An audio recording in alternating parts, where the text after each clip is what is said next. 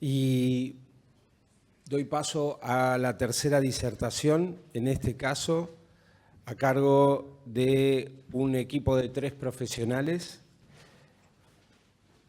el doctor Claudio Cantizano, la bioquímica Georgina Cortopassi y el bioquímico Ariel Rodríguez, de la División de Inmunología del Hospital General de Niños Pedro Elizalde.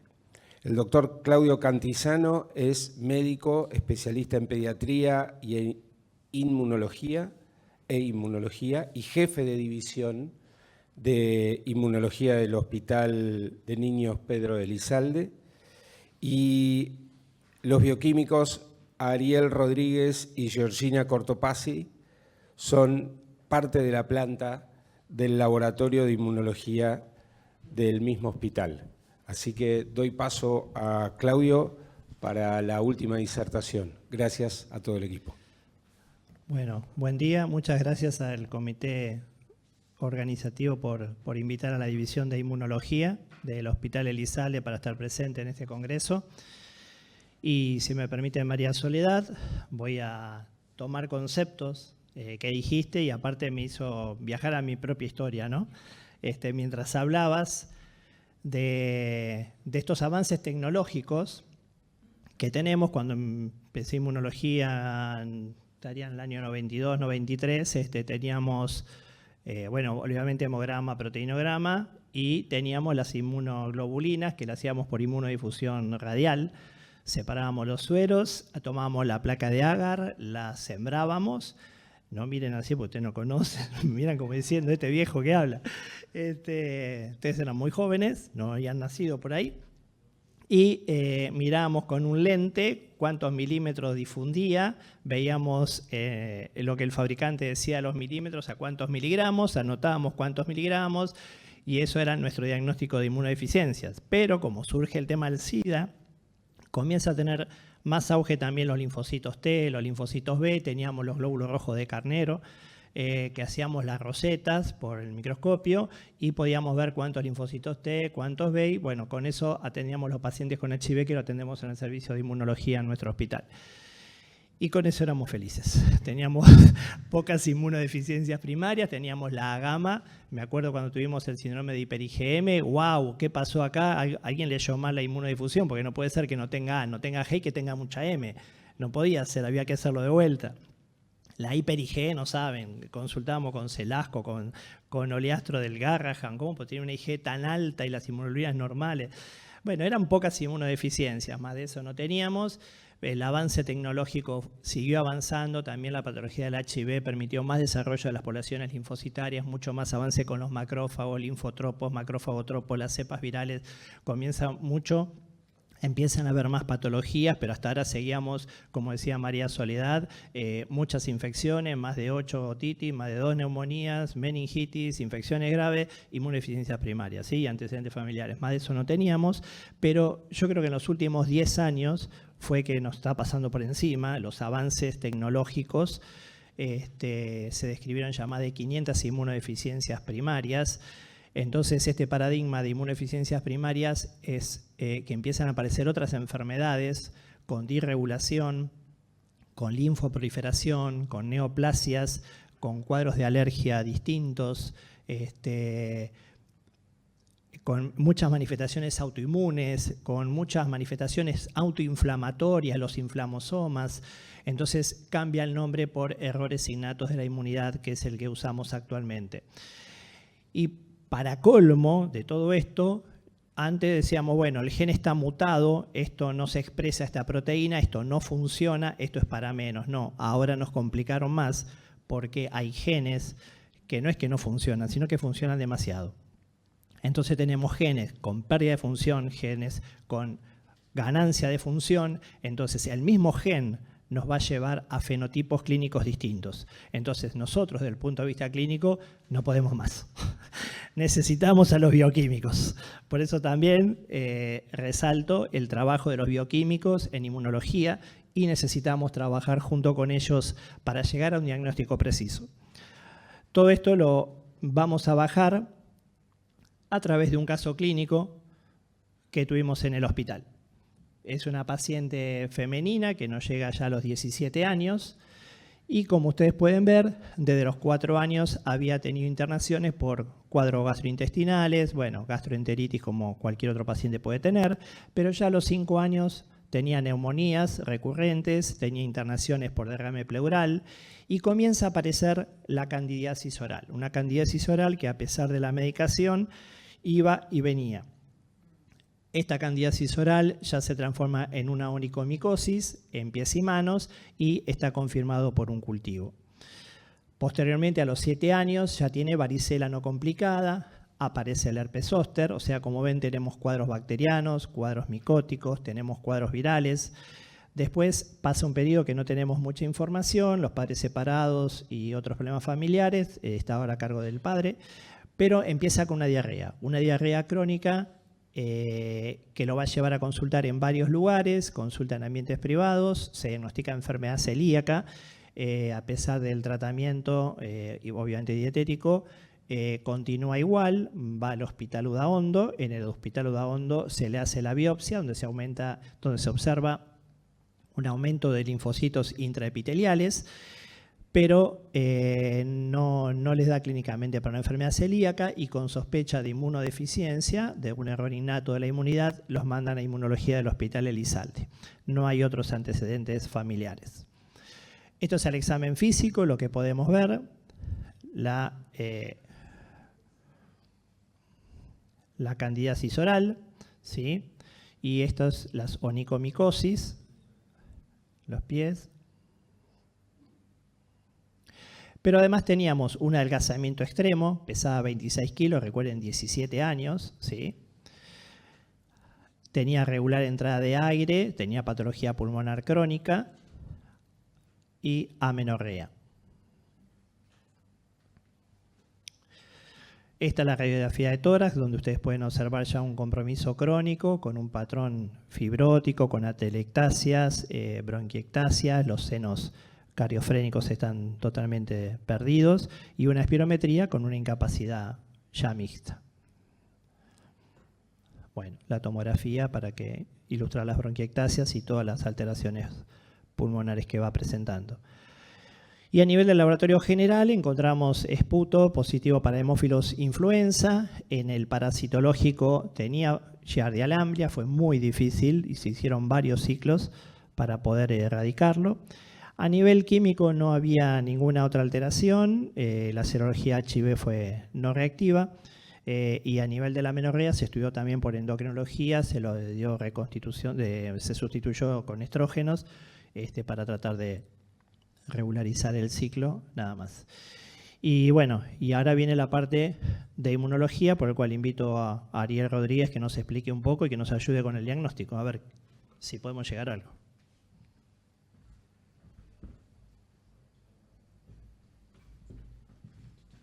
Y bueno, y se pide ayuda al laboratorio. Y bueno, ¿podemos ayudar? No sé, vamos a ver. ¡Ting! Iniciamos, como todo, midiendo las inmunoglobulinas, ya que hay las inmunodeficiencias o errores innatos de la inmunidad más frecuentes se dan con alguna alteración de las mismas. En la última columna tenemos los valores de referencia y en rojo lo que está alterado. Las inmunoglobulinas que medimos son de isotipo IgG, A, M y E. La IgG está dentro de los valores de referencia. La IgA, ¿qué pasó con la IgA? Tan bajo que el aparato ni siquiera puede llegar a cuantificarlo. O sea, podemos decirlo que no tiene IgA. La IgM está casi 4 veces disminuida en relación al valor de referencia inferior. Y la IgE, que a pesar de que estaría, si tomamos eso que es menor a 200 dentro del valor de referencia, en este contexto y nos hace dudar si también puede llegar a producir la IgE, porque no puede ni la A ni la M, bueno, tal vez la E tampoco. Otra manera es ver si puede producir anticuerpos. Entonces, teniendo en cuenta el calendario de vacunación, que dice que está completo, tiene 17 años, bueno, tendría que tener anticuerpos contra a lo que fue vacunado. Resulta que hay algunos que no tienen anticuerpos contra hepatitis A, B ni paperas. Esa es otra alerta que también tenemos.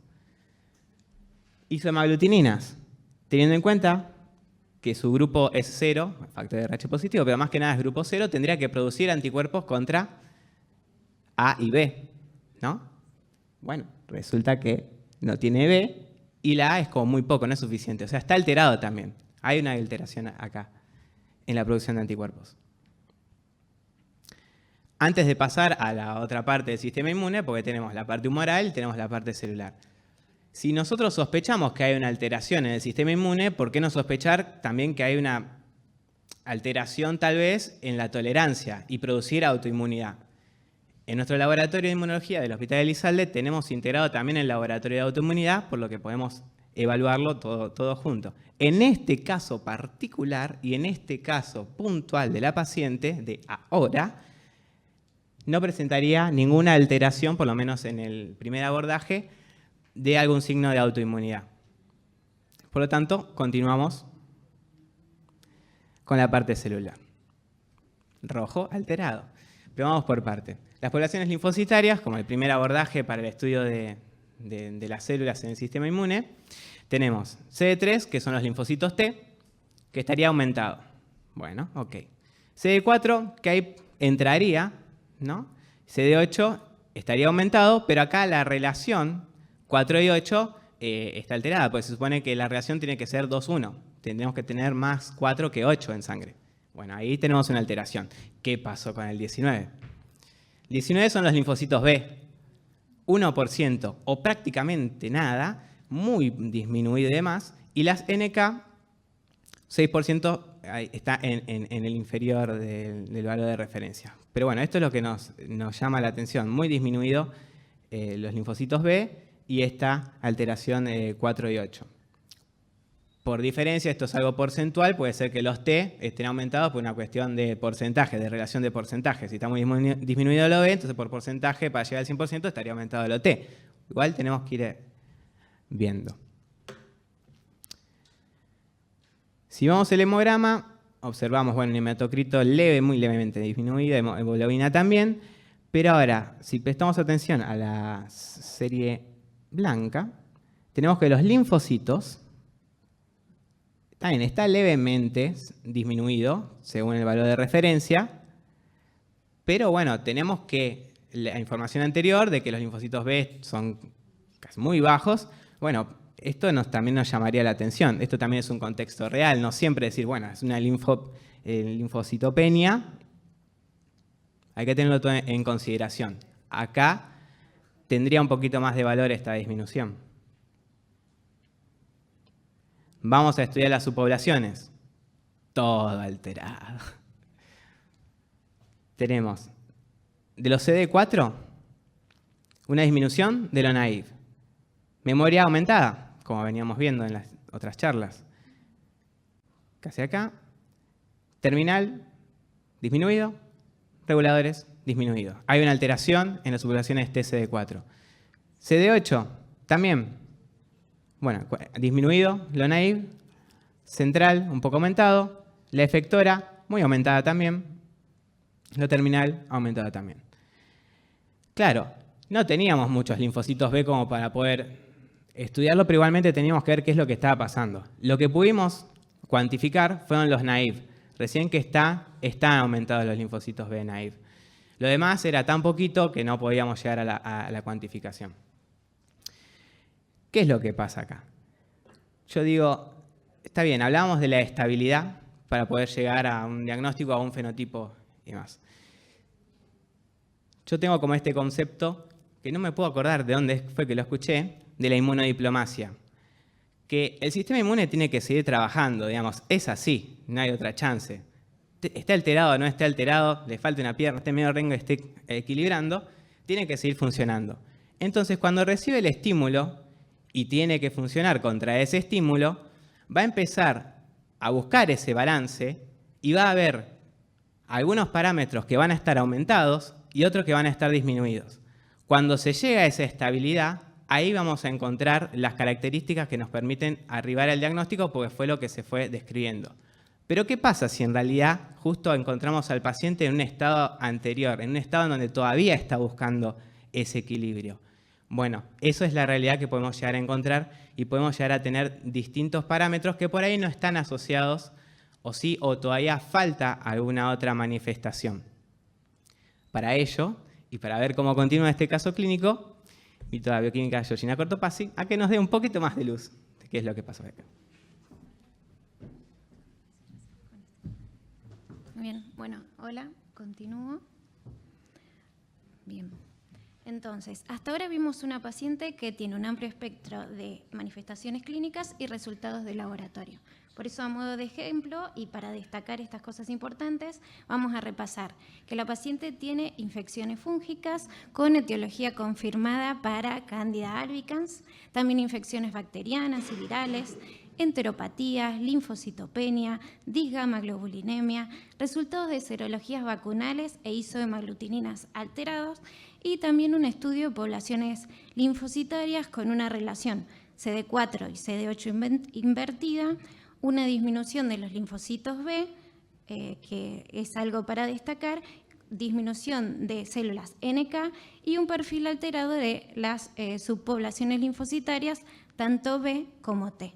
Y aquí comienza el camino diagnóstico que, frente a toda esta evidencia, se va a una sospecha de una candidiosis mucocutánea crónica. Si recordamos, la candidiasis mucocutánea crónica se caracteriza por una infección sintomática grave, recurrente o persistente de la mucosa, la piel, las uñas por hongo del género Cándida, donde la edad de presentación, la gravedad y la frecuencia es fundamental para sospechar que se trata de un error innato de la inmunidad como una causa primaria. En estos pacientes hay una disregulación, como venimos diciendo, de los linfocitos T, especialmente los linfocitos TH17, en el cual se ve afectada la producción de la interleuquina 17, la cual está implicada principalmente en la defensa antifúngica. En esta tabla podemos comparar aquellas presentaciones clínicas y guiar el diagnóstico hacia dentro de la gran cantidad de errores innatos de inmunidad que existe y guiarnos hacia cuál sería el más concreto. En este caso, en el caso de nuestra paciente, tenemos infecciones recurrentes con el mismo tipo de patógeno, en este caso una infección fúngica. Por lo tanto, nos vamos a guiar hacia un defecto de la inmunidad intrínseca e innata. A modo de repaso, esta defensa contra los hongos va a estar dado dentro de la inmunidad innata, principalmente por los macrófagos, y dentro de la inmunidad adaptativa vamos a tener a nuestras células TH17, las cuales a partir de la liberación de distintas interleuquinas, como son la interleuquina 17, 22 y distintos factores de crecimiento, se va a reclutar aquellos neutrófilos, promover su proliferación y liberar distintos péptidos antimicrobianos que van a permitir el control de las infecciones fúngicas. Muy bien. Estos defectos de la inmunidad innata y adaptativa, dentro de la poca frecuencia que hay dentro de todos los errores innatos de la inmunidad, incluso son más infrecuentes, siendo alrededor de un 2% del total de todos los errores. Y como hablaron recién también de las tablas de la UIS, donde se clasifican los distintos errores de la inmunidad, dentro de estos defectos de la inmunidad tenemos en la tabla 6 aquellas alteraciones genéticas que generan una predisposición a esta candidiasis mucocutánea. Acá podemos observar principalmente aquellos defectos, alteraciones genéticas, la herencia, las células afectadas y también, en consecuencia, la función afectada. Y si observamos bien, podemos observar que todas estas alteraciones genéticas involucran la vía de la interleuquina 17. Por eso, acá a modo gráfico, podemos repasar un poco esta vía, la cual es producida en los linfocitos TH17, los linfocitos CD4 a partir de activación de la vía JAK-STAT, donde participa esta proteína STAT3. Esta se va a fosforilar, dimerizar y va a traslocar al núcleo. Dicha transcripción, producción, puede estar regulada por otra proteína de la familia de las STAT, como es la STAT1. Si ocurre esta producción de la interleuquina 17, esta molécula biológicamente activa se encuentra en forma de dímero, homo o heterodímero, y va a unirse a receptores específicos dentro de las células epiteliales, fibroblastos, queratinocitos, donde va a activar distintas moléculas adaptativas e iniciar un camino de señalización para la producción de estos péptidos antimicrobianos y citoquinas que van a contraatacar esta infección fúngica. Acá, a modo de resumen de ambas diapositivas, tenemos en la tabla cada uno de estos defectos genéticos y cada parte de la vía involucrada, indicada con los colores. Muy bien. Bueno, y a modo de repaso general, destacando esta función de la interleuquina 17 en la integridad de la barrera, nos va a hacer sospechar en esta altura y también tomando en cuenta la charla anterior, qué hacemos, qué se hace con la paciente, y bueno, se va a avanzar al estudio de estas células TH17 y por lo tanto de su producción. Por lo tanto, lo que se realizó fue un estudio funcional de estos linfocitos TH17. Este estudio se hace por la técnica de citometría de flujo, en la cual se compara la producción de interleuquina 17 de la paciente con un paciente control, el cual, como vemos en rojo, está disminuido. Esto, como vimos recién en la tabla, toda alteración funcional se va a estar acompañada de una alteración génica. Por lo tanto, se prosigue a hacer un estudio molecular. A la paciente se realizó un panel de genes en donde se encontró efectivamente una variante patogénica en el gen STAT1, lo que implica, como también vienen diciendo, una ganancia de función con el nombre STAT1-GOF. Acá podemos observar la ubicación de esta variante en la porción CDD, la cual está implicada en procesos de fosforilación, dimerización y unión al ADN. Entonces, acá vemos el mecanismo molecular normal de la vía JAK-STAT, pero si tenemos en cuenta esta alteración genética con ganancia de función, vemos que esta proteína STAT1-GOF va a estar hiperfosforilada, va a aumentar su actividad, lo que va a inhibir la acción de la proteína STAT3, como vimos anteriormente, y va a regular negativamente la producción de esta interleuquina 17, que se va a encontrar disminuida. Muy bien.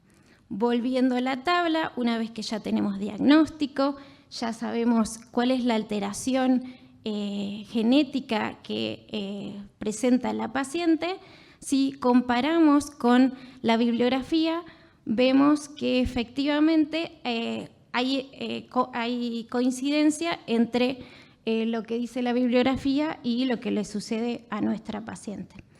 Esta variante de STAT1-GOF es una de las más frecuentes, se encuentra en más del 95% de los pacientes con candidiasis mucocutánea crónica, por lo tanto hay evidencia y registros para comparar entre pacientes.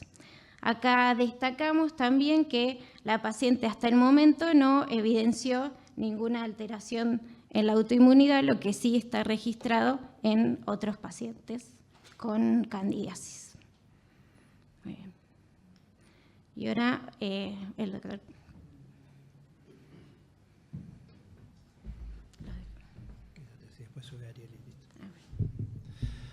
Bueno, entonces este paciente comenzó con...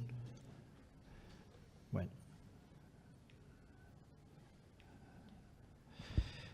Empezamos con la profilaxis antibiótica por las infecciones bacterianas que tenía, con el fluconazol como antimicótico, además con la gamma globulina endovenosa porque habíamos visto la mala respuesta de anticuerpos que tenía a pesar del valor de IgG elevado.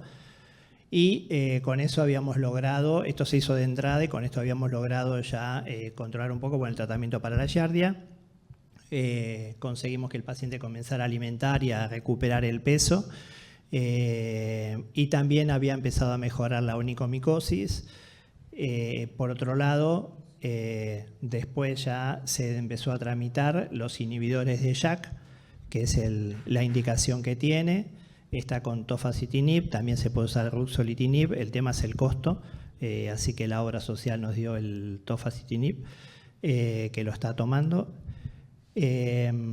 Para inhibir toda esta vía y realmente el paciente ha cambiado su aspecto clínico, estaba muy bien. Como tratamiento nos queda nada más que el trasplante de células hematopoyéticas, células madres hematopoyéticas, pero en esta patología todavía no está comprobado el éxito, es más, hubo todos fracasos. Quizás por la estimulación de interferón gamma también se está evaluando en el acondicionamiento poner inhibidores de interferón gamma para los casos más avanzados que no haya otro tratamiento. Ana Laura está muy contenta con el paciente que ha llegado al Hospital Durán, pero bueno, llegó bien, más no podemos hacer, vino 17 años, no tuvimos mucho tiempo para dejarlo mejor, pero bueno, está bien y gracias a Dios conseguimos inhibidor de JAK, por ahí el ruxolitinib también sería otra alternativa en caso que el tofa no evolucione. Bien, es otra alternativa, el tema creo que está a 14 millones contra 3 millones que está el otro, no sé si vamos a conseguir. Ariel, te invito. Conclusiones finales.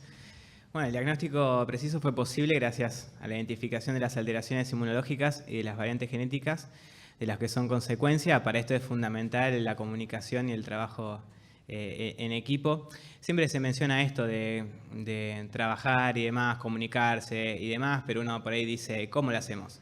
Bueno, ya les puedo decir que interesarse en el trabajo del otro es una manera también de aproximarse y de generar algún vínculo, y ya de esa manera intercambiar información va a ser más fácil y va a hacer que realmente se sienta un trabajo en equipo. Este logro resultó relevante para establecer pautas de control y de seguimiento, como así también distintas opciones para su tratamiento, como contamos. El trabajo conjunto entre las distintas especialidades, tanto médicas como bioquímicas, la buena comunicación, como mencionaba, entre los distintos servicios, tanto intra como interhospital. Esa sinergia es condición primordial para llegar al diagnóstico correcto y no olvidemos que lo que estamos haciendo es dar calidad de vida. Entonces, trabajar en conjuntos y todo para el mismo lado, con comunicación, dejando de lado egos, por decirlo de alguna manera, interesarse por el trabajo del otro, es darle calidad de vida a los pacientes. Muchas gracias.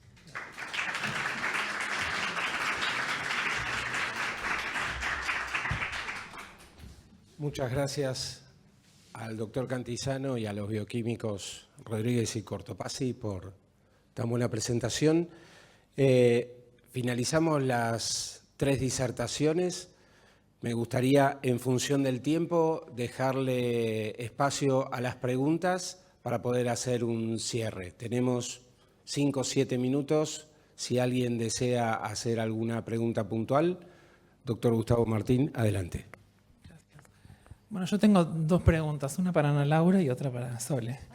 De la casuística que presentaste de los pacientes con inmunodeficiencia común variable, con esta complicación de la hiperplasia nodular regenerativa, tanto en tus pacientes del Hospital Durán como en algunos de los papers, ¿tenía como criterio de inclusión que tuvieran la terapia supletoria, que la cumplieran, que tuvieran una IgG normal? Pensando que por ahí también inmunomodula la gamma y no solamente la expresión de la disregulación y la expansión de CD21 low, esa es la pregunta. De todos los trabajos que mostré, no el mío, el resto, todos tenían el tratamiento y se habían excluido otras causas. Y en nuestro grupo esa fue la causa de que tuviéramos que reducir un poco. Tenemos más pacientes con común variable, pero muchos de ellos no podíamos, exacto, tenían seguimiento irregular, no podíamos aseverar que el tratamiento fuera correcto. Y bueno, eso llevó a reducir la cantidad de pacientes. Gracias. Y para Sole te quería preguntar, los pacientes con inmunodeficiencia común variable con este perfil de disregulación, digamos, la forma más atípica, ¿nos serviría medir en el inicio las T foliculares con perfil TH17 para evaluar si a futuro van a tener más complicaciones disregulatorias o no, más autoinmunidad? Mira, a nosotros en realidad la experiencia que estamos, bueno, ahí ya estaban categorizados con CON y SIN, ¿no? En general nos está pasando que o se presentan ya con solo infecciones o ya te vienen derivados con la alteración disregulatoria. Se lo estamos midiendo, sí lo que queremos hacer experiencia en ver el que se presenta hoy por hoy, a los 8 años, solo infecciones, si en el tiempo, donde nosotros vemos que efectivamente no tienen desvío perfilado, si en el tiempo cuando empiezan probablemente con la vida a asociar disregulación, vemos que acompaña el perfil. Esa es una experiencia que estamos haciendo. Y algo te quería decir y me olvidé. Pero pero está perfecto. Pero sí, ¿sabés para qué nos sirvió? Nosotros históricamente hicimos el dosaje de interleuquina 17 intracitoplasmática, que es una técnica más larga, tenés que marcar, estimular. La verdad es que los pacientes que tienen mutaciones con STAT1 ganancia, donde ya no tienen capacidad, por ejemplo, de generar interleuquina 17, ya vemos que tienen todo desvío a TH1 y no tienen nada de. Entonces ya es como decir, bueno, es como un dato más, si quisiera decirte, de la sospecha de la variante, entre comillas, porque hoy por hoy está todo muy solapado, pero bueno, es un datito más que ya a priori cuando arrancamos con el paciente nos va ayudando un poquito más. Considerando, no sé, la distinta presentación, yo justo le comentaba a Claudio, nosotros tuvimos una paciente STAT1 GOF con la misma variante que ustedes y, por ejemplo, hablando del hígado, tuvo hepatitis autoinmune y de hecho ella no fallece por su inmunodeficiencia, fallece por la complicación hepática. Misma variante, el fenotipo clínico y el laboratorio era diferente, por ejemplo. La nuestra tenía bien lo B, tenía una hipergama tremenda y el switch no era era bastante digno, poco, pero no como tan 2% como hemos tenido otras STAT1. O sea, estamos obligados a estudiarlos a profundidad, ¿no? Muchas gracias. Los dos casos hermosos y las presentaciones excelentes de los colegas jóvenes, lo que me enorgullece porque veo que tienen buenos maestros. A la doctora le quería hacer una preguntita. ¿Usted las estatinas le da desde el momento en que tiene el diagnóstico? Y la otra cosa que le quería preguntar, en las inmunodeficiencias común variables, en pediatría a veces le dábamos importancia a la presencia mínima del timo. ¿Ustedes le dan importancia o cero importancia?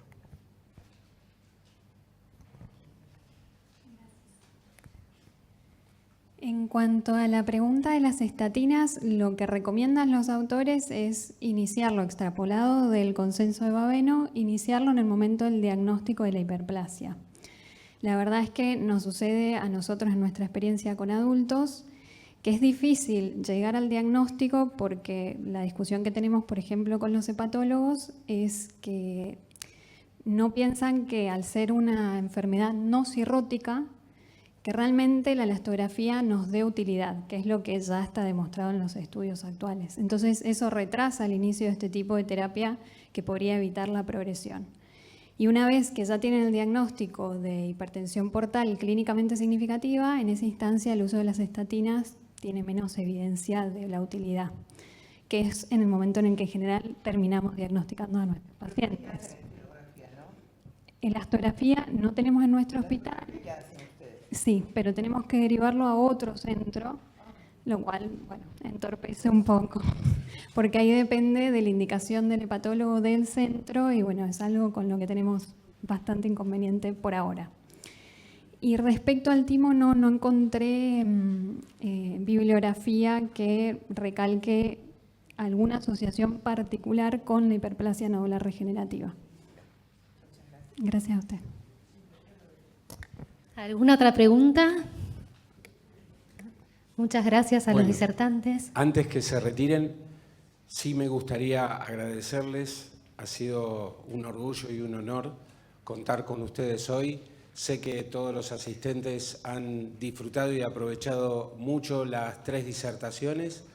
Me gustaría, para cerrar, rescatar algunas cuestiones puntuales que se hablaron en forma aunada en las 3 disertaciones. En primera medida, dejar de lado el uso del vocablo inmunodeficiencias y hablar claramente de errores innatos de la inmunidad, porque en la medida que empecemos a utilizar el correcto lenguaje, también vamos a pensar en patologías como la disregulación, que de alguna forma unió a las 3 charlas. La disregulación va a ser diagnosticada en la medida que la pensemos como especialistas en alergia e inmunología. Y por eso creo que es ese uno de los mensajes a llevarse. Segundo, agradecer que puedan compartir con nosotros la experiencia de cada uno de los servicios. Las 3 disertaciones no solamente fueron revisiones teóricas, sino que también les brindaron la experiencia de cada uno de los grupos de trabajo. Y eso es una muestra y es un estímulo para todos los que están en formación y para los que están en cada uno de sus lugares de trabajo a hacerlo de buena forma, a formarse y a seguir en el buen camino. El tercer mensaje es, para trabajar bien necesitamos trabajar juntamente, no solamente el inmunólogo clínico, sino junto con el bioquímico en inmunología. En la medida de los avances tecnológicos que mencionó el doctor Cantizano, no hay forma de hacer diagnósticos correctos si no es trabajando en forma conjunta. Y en ese sentido, me parece que como último mensaje a llevarse es que no hay forma de hacer buenos diagnósticos si no se cuenta a nivel nacional con financiamiento en los hospitales públicos para sostener los laboratorios inmunológicos, para hacer correctos diagnósticos moleculares y fundamentalmente también para continuar en la investigación básica y clínica. Así que les pido que cada uno en su lugar de trabajo luche y sostenga este ideal de seguir buscando financiamiento tanto para la actividad asistencial como para la actividad del laboratorio inmunológico y para la investigación. Muchas gracias.